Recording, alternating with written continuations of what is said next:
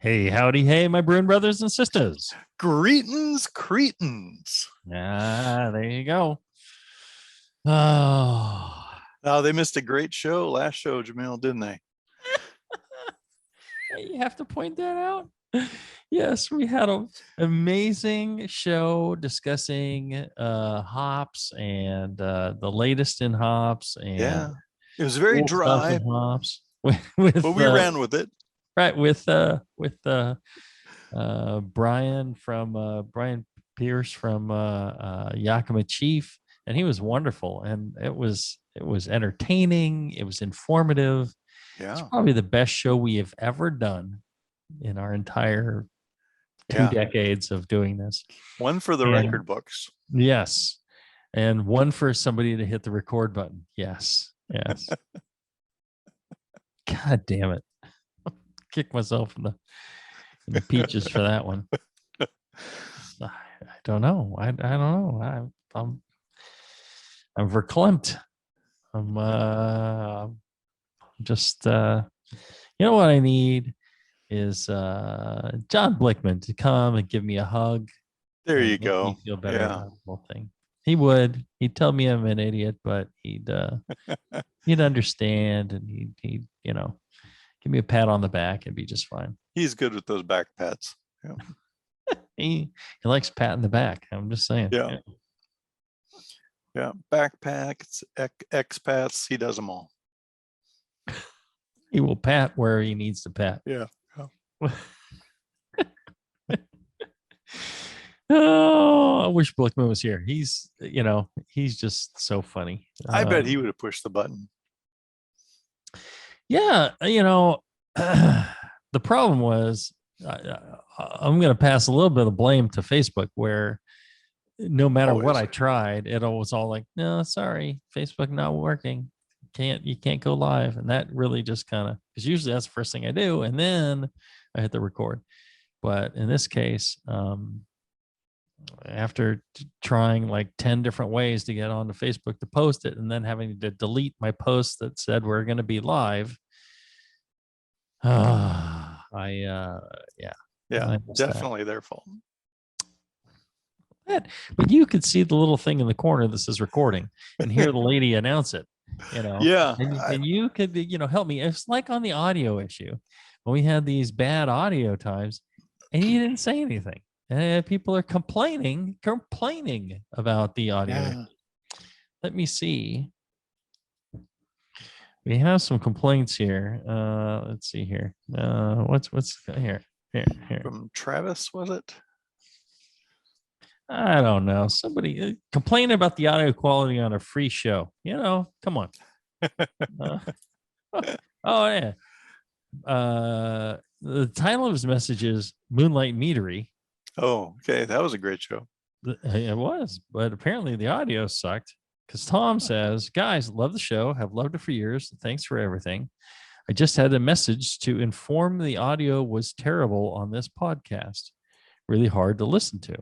Thanks, guys, and take care. That's too bad.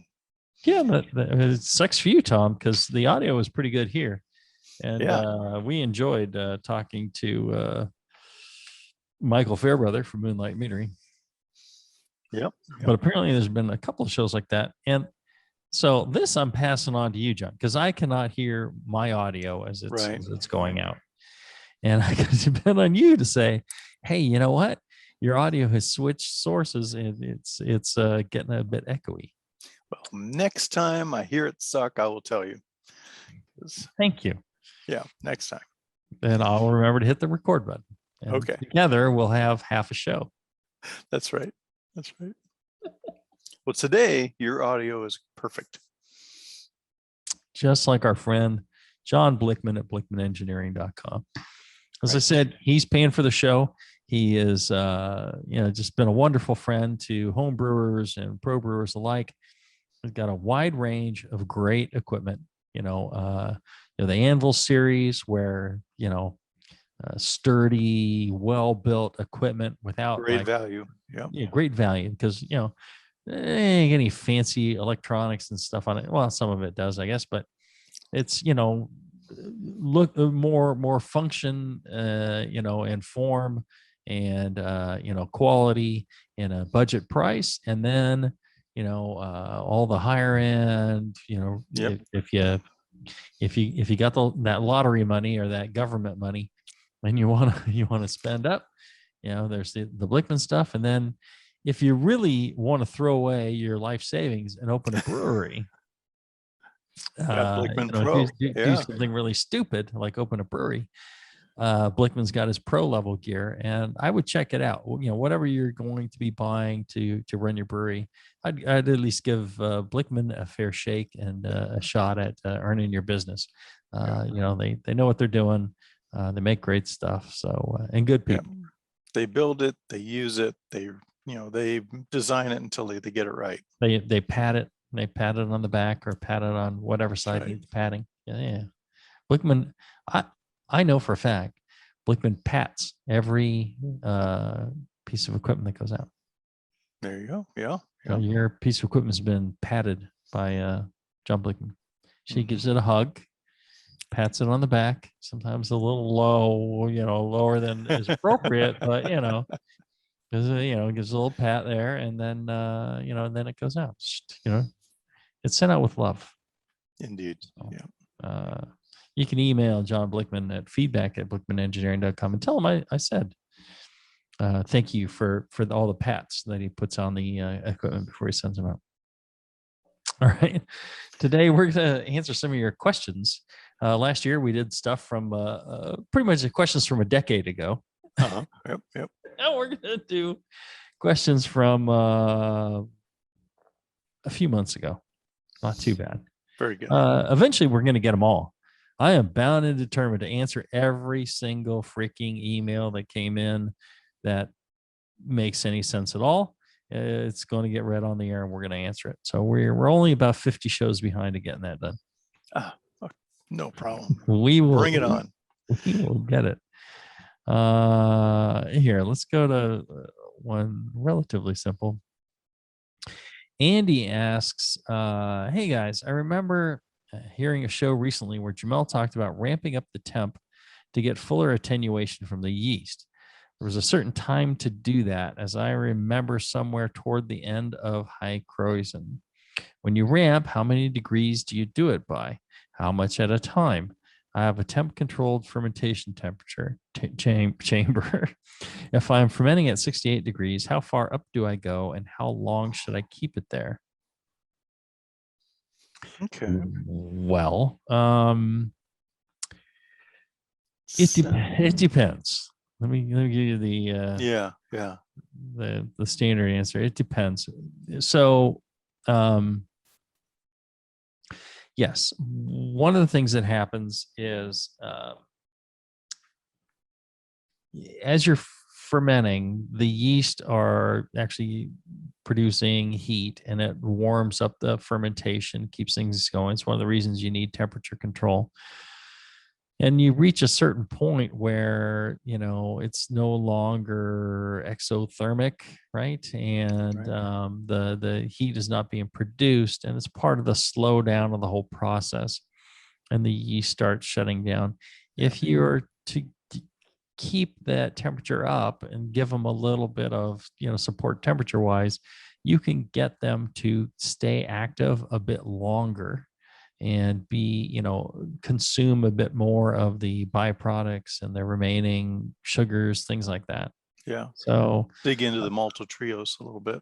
Yeah.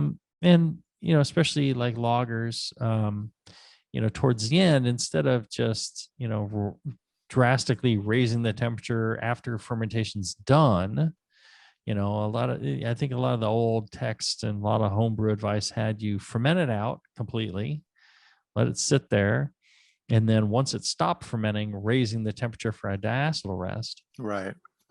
Well, I think it's Narcissus or somebody where I got this from. I started following, starting cold and raising it throughout lager fermentation. But, it was important to me to always, be raising the temperature once it kind of peaked. And the second it looked like it was slowing down in the slightest, I'd add a degree or two and let that thing go up. And you don't want to drastically cook it, but Right. if you add a degree or two and just keep doing that each day, Fahrenheit, maybe Yeah. like a half a degree C, it really just keeps the yeast a little bit more active. And so, especially on lagers, by the time you end up doing this, you end up really having performed your diacetyl rest, with the yeast as active as possible. So that's why. Because the yeast don't need a separate temperature regime to do diacetyl maturation. They are doing it. Just raising the temperature does two things. It helps to keep them active, as you say, and it helps the chemical conversion of the acetohydroxy acids to diacetyl to get it changed over so the yeast can actually pick it up. There you go. All right. Good question. Let's take a short break. When we come back, we'll have more of your questions right after this. All right, we're back. I want to tell you about my good friends, Josh and RJ at brewchatter.com. They actually have a great website where you can order a ton of stuff, but they also have an excellent store just outside of Reno in Sparks, Nevada. And go in there.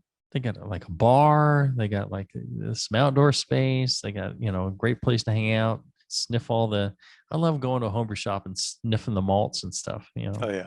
And they got that. So if you're up there, go check them out. And you can check them out online, brewchatter.com.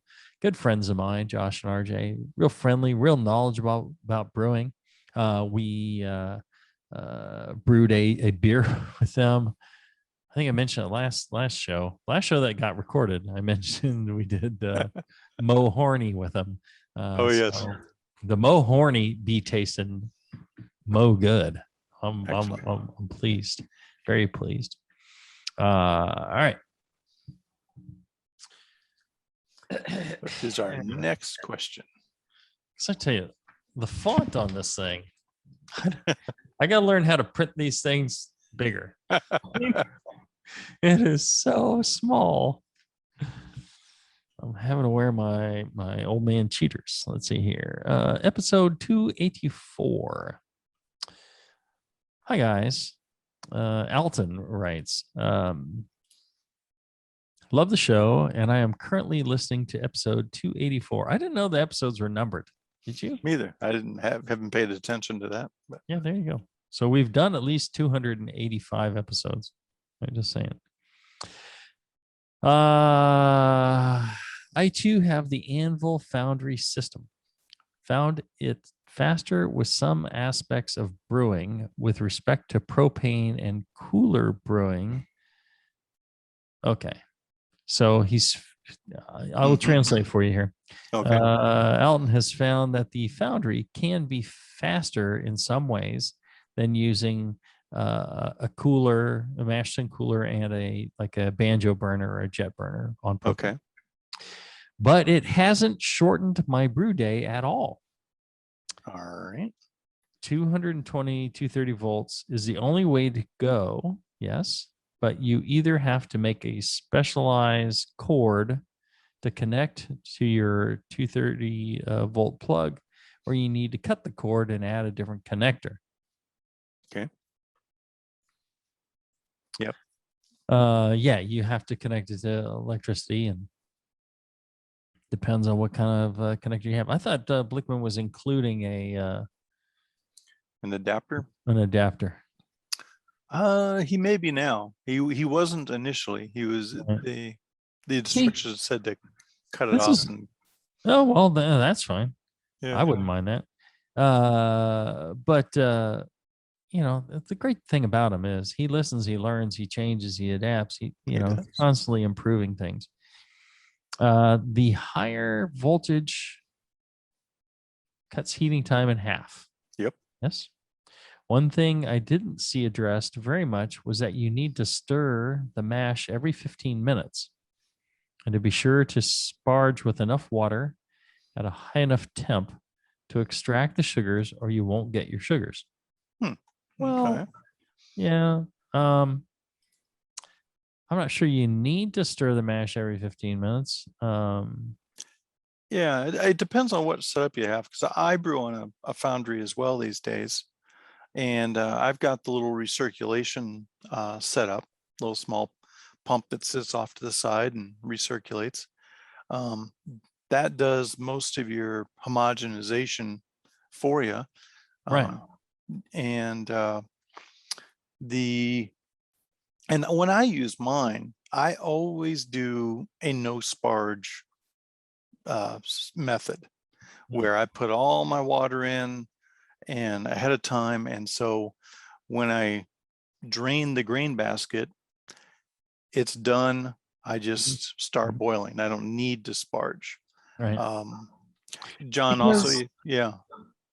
well, because the whole concept of sparging is really limited vessel size. It's cheaper to build a smaller vessel than a vessel that'll hold everything. Yep. And efficiency, trying to extract every last drop of sugar out of that malt so you could make a 10, 20 beer, 1.8 percenter and sell it, Yeah. blended in. It was just to try and be as cheap as possible. It wasn't intended to make the best beer possible. It was intended to be more efficient and stay in business. Yeah. And one of the things home brewers need to learn is you don't always want to follow what commercial brewers do. It's not the best method sometimes to make the best beer. Like what John's saying is larger vessel, to include all your water, get it all homogeneous, get all the, no sparge, and, you're going to extract, a richer wort for your needs, right? Yep. Yep. Less tannin extraction. Yep. Sorry, so I cut you off. Continue on your process. Yeah.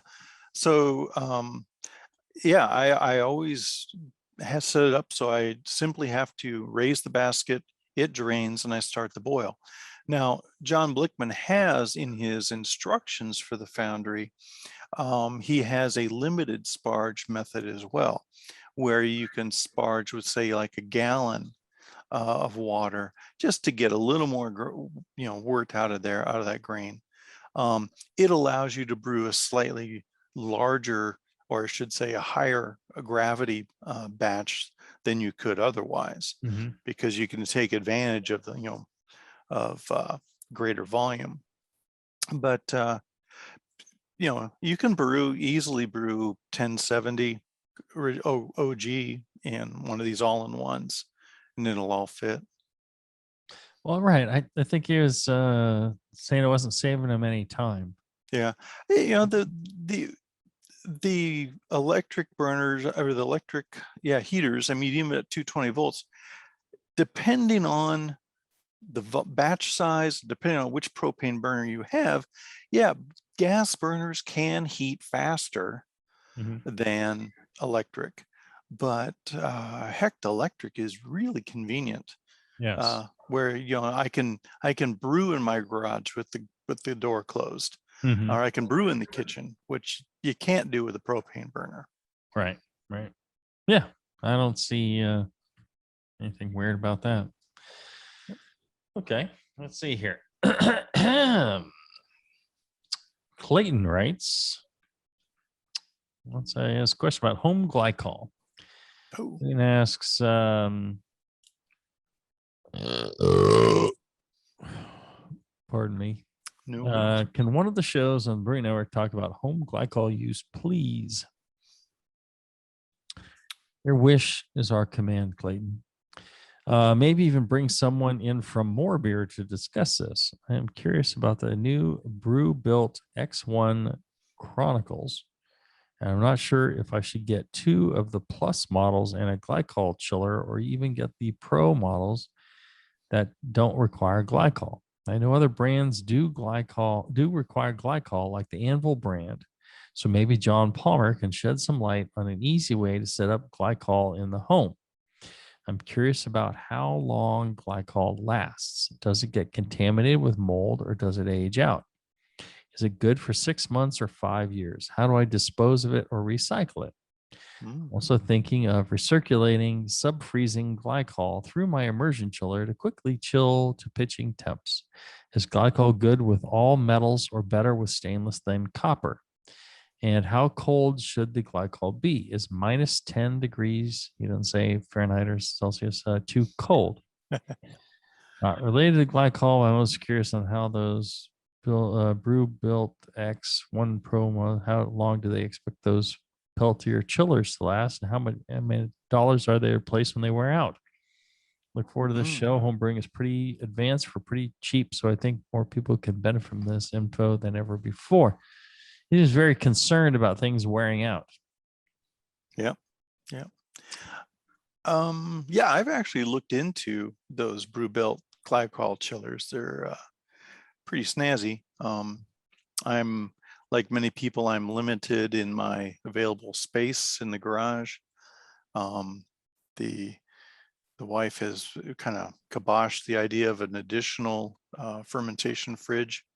So I thought, well, maybe I just get a little glycol chiller. Maybe I can hide it behind these boxes. She won't really know it's there, you know. But I haven't actually purchased one. Now you use glycol all the time. Yes. Yes. And so maybe perhaps you can address his longevity questions. Yes. Well, and I think I have one of those Brew built things. Oh, really? Yes. Yeah. So glycol itself, it is expensive. It's $20 a gallon. I think I buy in bulk. I get it down maybe $18 a gallon. Okay. Which you use it at about a third concentration. So, it's about $7 a gallon finished. Okay. Doesn't seem like much if you need a few gallons for the home brew, but here I've got about 2,000 gallons. It really adds up. It will go bad on you over time. There's things you can do. So one of the things you do is you keep it clean.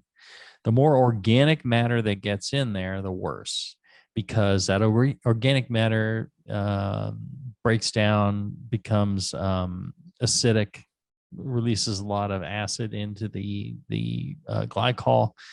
And then because of the bacteria that consumes the organic matter. Okay. And your pH, you want it to be around 9, and then it'll start pushing the pH down. You also, if you're going to use glycol, you want to mix it with distilled water. You really don't want to use anything else. You don't use tap water or any of this stuff. The minerals are going to be a problem. So you want to use distilled water or deionized water for this. Okay. And you monitor your pH on a regular basis, and if it starts dropping below 8, you might want to goose it back up with some caustic, and try and hold the pH up, because if it starts getting much below that, it'll crash, and then you have to throw it away and start over. Oh. So there's also inhibitors that you can add. There's other treatments that you can add to it. You can add, a fluorescent leak detector, which is good because you'll be surprised how glycol ends up squeezing out here and there. No. The thing about glycol is it does not carry as much heat or have as much cold capacity as water does. But it doesn't freeze it doesn't freeze as easily as water, and that's why it's used. I imagine there's a concentration you could use glycol at minus 10, but the problem with that is it doesn't have much heat capacity. I mean, you can use pure glycol, but it just doesn't carry that much, chilling effect. You need the water. So generally you run around 33-35% glycol, and that gives you a freeze point. There's charts out there. It's somewhere around probably 20 degrees Fahrenheit or something like that. So you're not going to get to minus 10, but you could run some, 30 degree Fahrenheit, 29 degree Fahrenheit. glycol. So you may have to just pump it faster if to get the chilling effect you want. But that's about as cold as any brewery runs. Breweries generally don't run below 28, 29 degrees Fahrenheit. Because freezing is a problem. Yes. And it's just also, the waste of electricity. Trying to get it down colder, is a massive, massive chore. We bought one of those Brew built. It's like a box kind of with like 4 outlets and some controllers on it, right?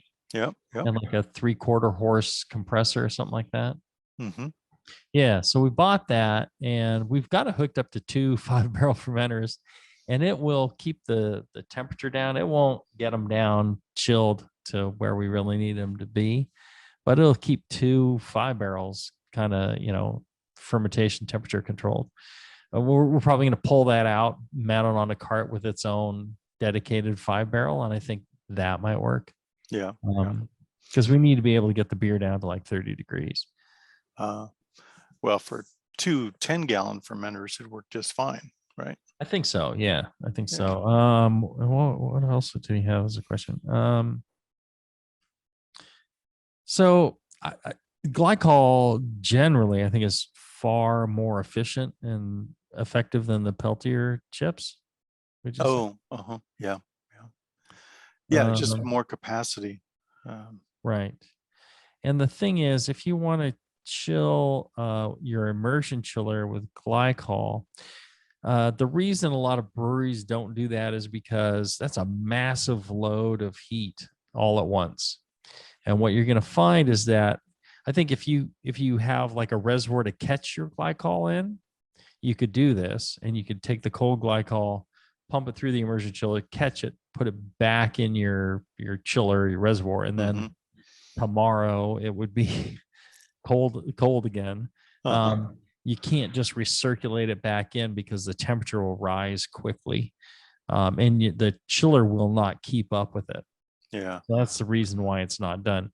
If you pump hot, boiling hot liquid back in there, the chillers are meant over time to reduce a reservoir down to cold temperatures, and then you take a little bit of temperature off of those with, your tanks and other things. But if you try and, massively move it through, that little pump that's in there, that little compressor can't keep up. Okay. Yeah. So that'd be the issue with that. I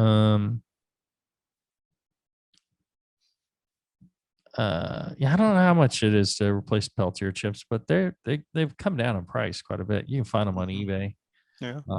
You have to find something that fits and matches up, but that's about it. Glycol, is it better with stainless than copper? Definitely stainless. Copper, there's an issue with glycol and copper, is there not? I believe so. Yeah. I think it's the pH you have to maintain. Copper does a little better under more or less basic conditions than more stainless. acidic. Yeah. Like I said, the glycol pH you're striving for is like 9.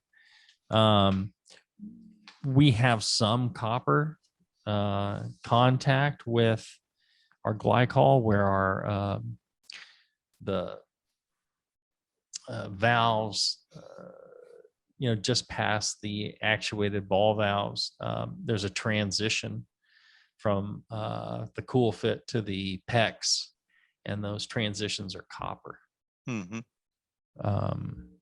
So that's the only copper that's touching it, and even that I was kind of worried about. So yeah, no copper. All right, one more break, and we'll be back with your questions right after this. Very good. All right, we're back. We're taking your questions. When you send in your questions, brewstrong@thebrewingnetwork.com.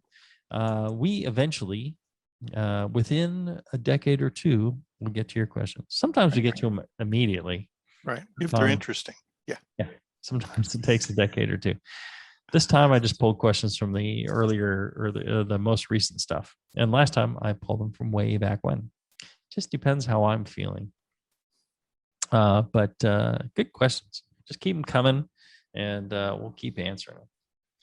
We only have 50 or 49 more shows to go before we caught up.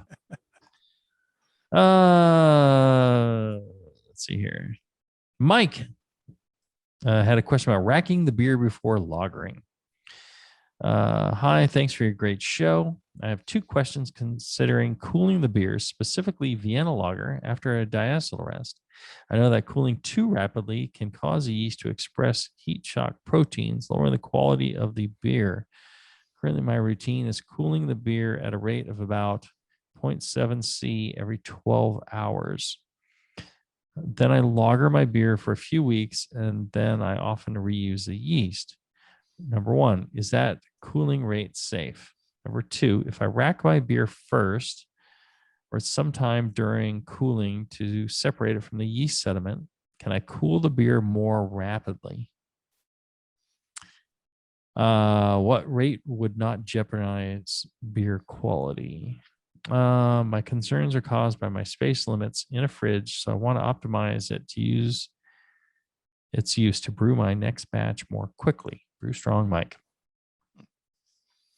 Okay. Well, yeah, I would think 0.7 C is fully slow enough every 12 hours. Yes. You can go 2-3 C per 24 hours. Yeah. We do 6 Fahrenheit here, which is about 3 C every 24 hours. We'll take 3 Fahrenheit off in the morning, like 6 a.m. And then we'll take another 3 Fahrenheit off at 6 p.m. And we'll do that per day. And that's fine. Yeah, I don't know if it's a heat shock proteins, but yeah, the yeast will express some of the compounds that they're holding on to, which maybe lipids as opposed to proteins. Right. May end up producing, flavor active compounds in the beer. So you want to slowly reduce your yeast. Like John and I are saying, you can go 3 C per 24 hours. So 0.7 per 12 is fine. Mm-hmm.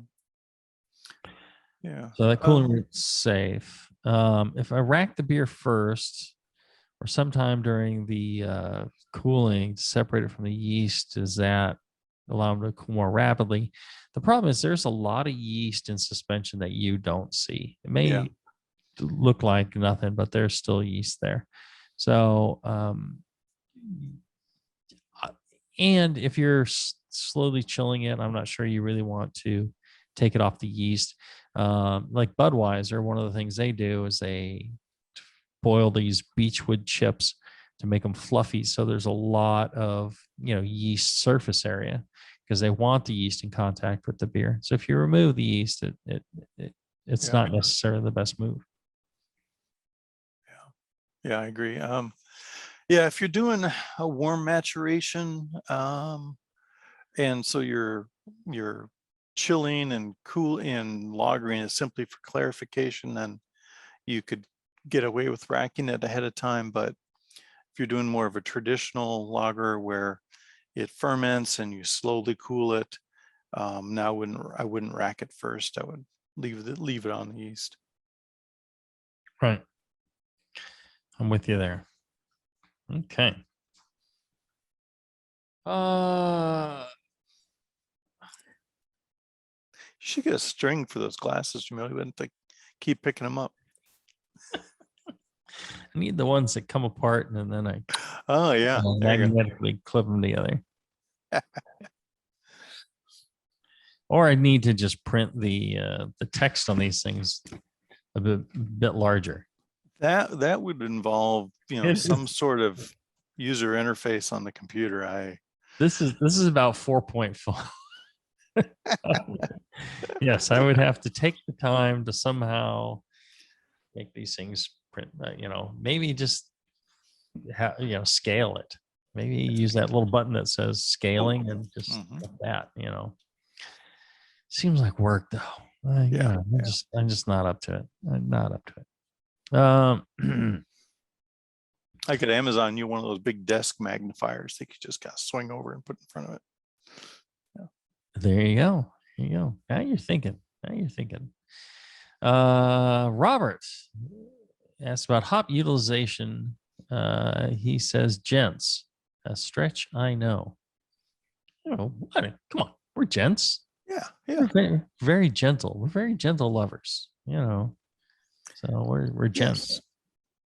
There you go. I finally got a live stream notice of your show in time to watch the taping. I see, taping. We don't tape anymore. We put bits It's all live to the cloud. See the pants. I put this in the chat. I wanted to back that up with an email.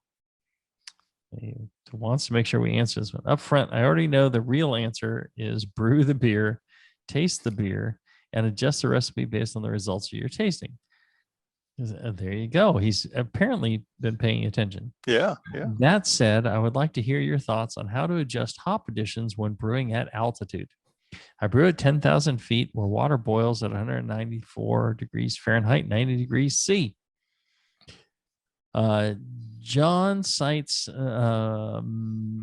Malawiki and Shellhammer in his new edition of How to Brew that isomerization at 90 C is half that at sea level. If I want to try a new style from Brewing Classic Styles, you say brew the recipe as published before changing things. However, is that the place to start for me? Should I just double the recipe's hop additions? Do you have any other suggestions? Well, for the bittering hop addition, yeah, you could double it and make up the IBUs that way because, yeah, this model, which is a model based on experiments and data, says that the isomerization rate at 90 degrees C is half that at 100 degrees C. So you get half the amount of isomerization for the same amount of boiling time. So as respected as these guys are, I just don't believe this. And here's why. Okay.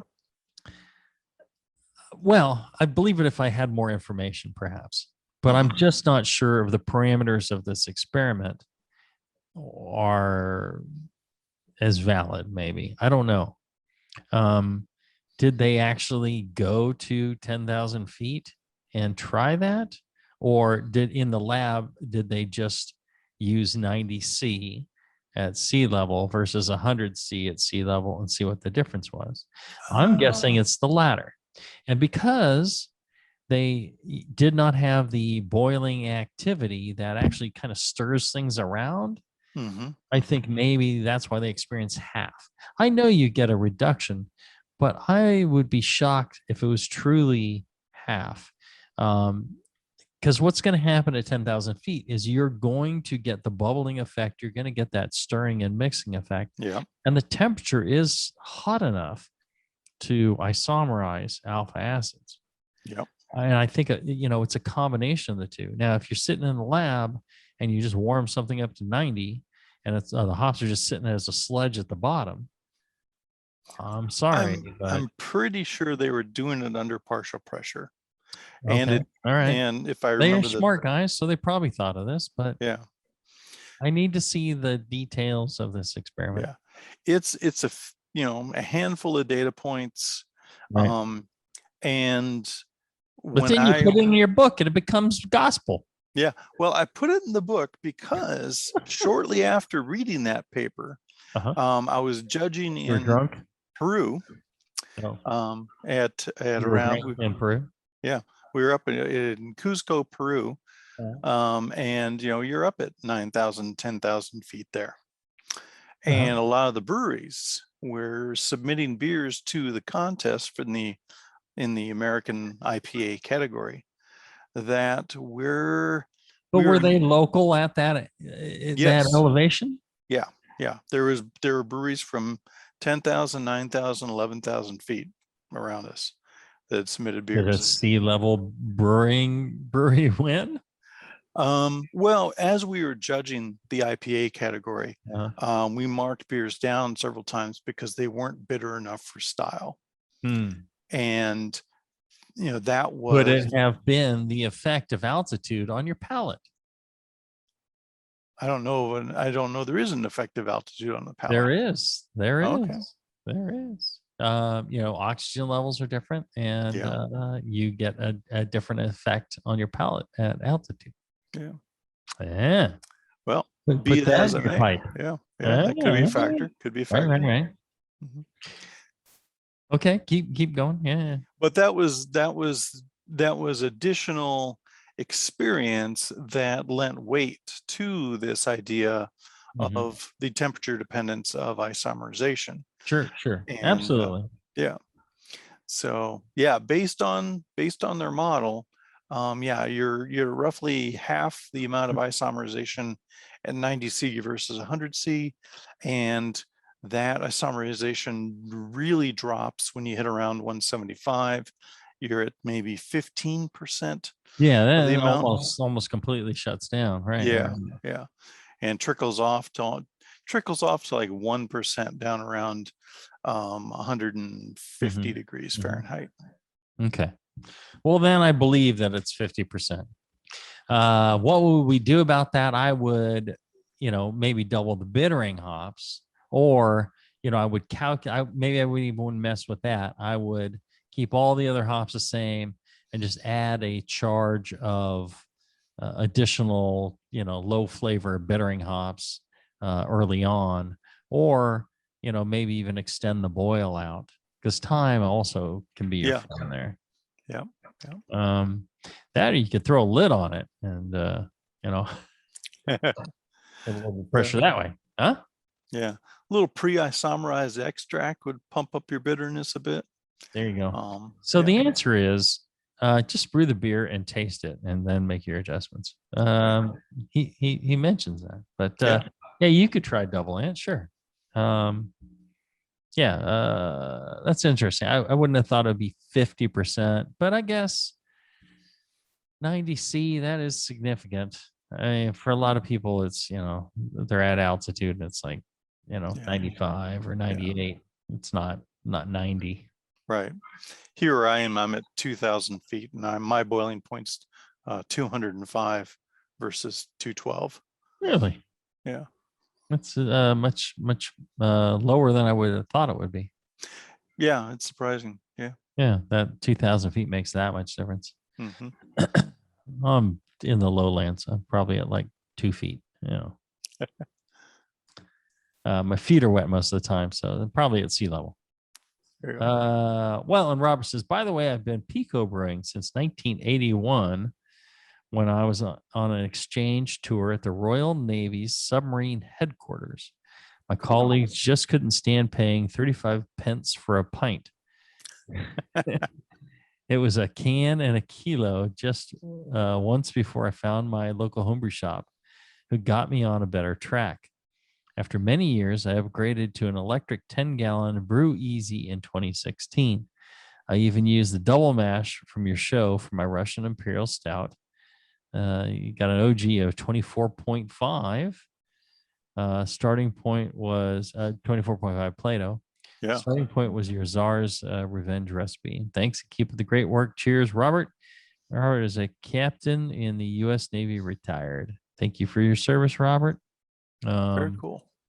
He still has a CompuServe email, so he must be closing in on 100 years old. I'm just saying. Great email, Robert, and thanks for making us think. And yeah, where's he at 10,000 feet? Let's see. Yeah, maybe Pikes Peak, or I don't know. Well, Robert, you should email us. And he's only been waiting since 2017 for an answer to this email. Email us, tell us where you're at, and maybe John and I'll come and brew with you at 10,000 feet. That'd be fun. Yeah. We'll do some boil experiments, and we'll help tweak recipes. Sounds like a blast to me. You up for it, John? Yeah. I know you. All right. One last break, and we'll be back with more of your questions right after this. All right, we're back. We're doing some live Q&A after we totally dumped a great show about hops. I don't know. It's going to bug you for days, huh? It's going to bug me for the rest of my life. It's like 50 years from now. We're gonna be sitting around the old folks home. I'm like, you remember that time I didn't click the button? Yeah, wasted a great show.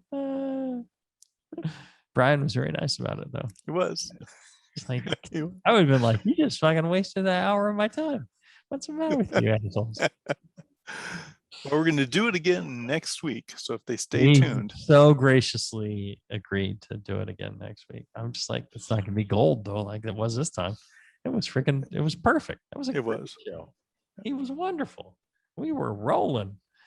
Alcohol levels were just right. Everything. They were. Yeah.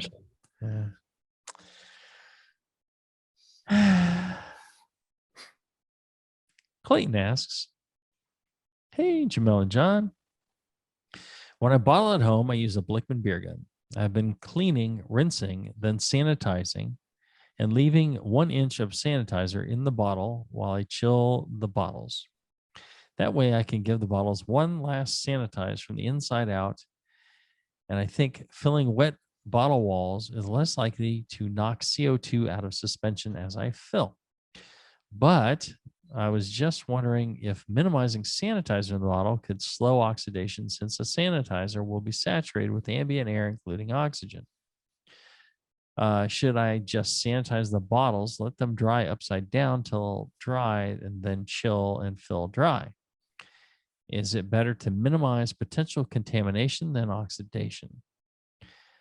I'm guessing the answer depends on how long I keep the beer and at what temperature, right? Generally, I bottle, then put the bottles in a fridge till done. But I'm going to bottle an Imperial Stout. Obviously, a lot of residual sugars in suspension for organisms to chew on, and my fridge is full. So it will be kept at ambient temps.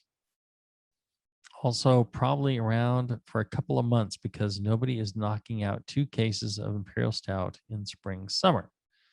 Any advice there? Probably too many factors. Just give me the Chris White answer. It depends.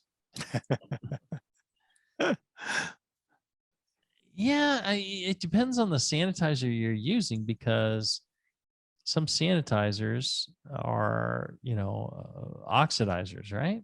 Yeah. But I would think an inch of sanitizer sitting in there until the last minute's too much. I mean, I would dump them and invert them out. He's inverting it and dumping it out. He's not filling with it on top of it. No. Yeah. But he's concerned about the sanitizer cascading down the walls. He lets it drip for a bit and then fills it, and it's still, just slightly wet with sanitizer. Would you do that, or would you let it drip dry? Well, with Star San, I think you can fill while it's still wet. And that's the way I do mine. They're not dry. I used to use iodophor too, and I'd pull them out of a bucket. I'd completely submerge them, pull them out of a bucket, let them drip for a bit on a bottle tree, and then we'd fill them. And I mean, never stopped me from winning medals. True. Yeah. And iodophor would be more of an oxidizer than a Star San. Right. Yeah, I think I think you can go either way. If you fill these things with sanitizer and then you let them drip, and then you put them on a bottle tree or something, they're upside down, I think you're good to go. Yeah. I mean, they can drip dry. They could probably sit there for a couple of days. Nothing's really going to grow on the inside if they were clean to start with. Right. So the question is, are you reusing bottles, or are these new bottles? If they're new bottles, there's really no problem. Right. If they're reused, you have to be careful that you clean them properly, got the protein levels and all that, layers, all that out of there, because whatever beer was in there before may have been contaminated. Especially if you're reusing bottles from a competition, I guarantee you there's crappy beer in there that's contaminated. So you just need to be careful about that. So if the new bottles, I think, you hit them with some sanitizer, and then, load them up on a tree, get them all ready, and then, just go to town. If there's a little bit of sanitizer in there, that's fine. But I wouldn't have an inch of sanitizer in there, invert it, just to pour it out and then quickly flip it around and fill it. I'd let it drip for a bit. Yeah. Yeah. Yeah, I don't think it's a problem, but I think you can kind of thin out your beer, and I don't know. It's tiny amounts. It's probably unnoticeable. Yeah. Small amounts shouldn't be a problem. And I would much rather drain than worry about oxidation. Yeah, I don't think like you're saying, Star Sand or whatever is going to give you a lot of oxidation. It's a real fine layer. Although, liquids surprisingly hold a lot of oxygen. And that can be a problem, but you let them drip dry. It doesn't have to be bone dry. Just let them drip for a while. Turn them upside down. He's turned upside down. He's pre-chilling the bottles. I never found the need to pre-chill the bottles. I think if you use your beer gun or your counter pressure filler, whatever you have, correctly, the beer's cold. Yeah. And if you make the beer really cold, the bottles don't need to be chilled. You can't use hot bottles, but just room temperature bottles worked. I never chilled the bottles. And I had no problem filling bottles. So right. Maybe a step you could save, make your bottling day better. I mean, that's one of the problems is, making this hobby easier and funner, not harder and more complex. All right. Well, that's it for today. Yeah, that was a good show. Yeah, it wasn't as good as the hop one that we just did. But, Well, we'll improve on it next time. We'll throw in a few more dad jokes and just ramp it up that much more. It's not going to be the same. That's the problem. All right. Well, make sure you support our fine sponsors that sponsored a show that you never heard. Yeah, we dropped gold about Blickman on the last one. Oh, we did. Yeah. Yeah. Well, there's some beauties. Lost forever. But keep listening, keep supporting. Check out our fine sponsors, Blickman Engineering, BlickmanEngineering.com. Folks at Brew Chatter, brewchatter.com. Yeah. Until then, brew strong, everybody. Brew strong.